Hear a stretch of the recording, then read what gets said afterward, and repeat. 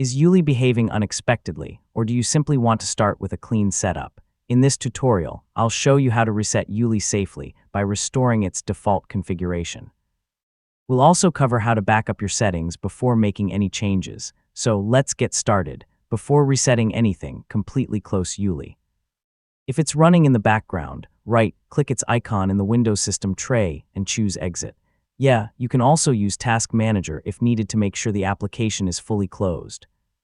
If you've created custom commands, search plugins, keyboard shortcuts, or other personalized settings, consider backing them up before resetting the application.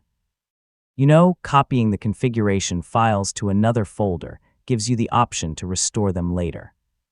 If your version of ueli includes a built-in reset option, use it to restore the default configuration. If there isn't one, close the application and remove or rename its configuration folder. So when you launch ueli again, it'll automatically create a fresh configuration with the default settings. Now open ueli again and make sure the launcher starts normally. Check that the default features are working as expected before making any additional changes. Next, customize ueli by enabling the extensions you use, choosing your preferred keyboard shortcut, and turning on automatic startup if needed. If you created a backup earlier, you can restore only the settings you want instead of rebuilding everything from scratch. Finally, test the launcher by opening a few applications, searching for files, performing a calculation, or using any other features you rely on.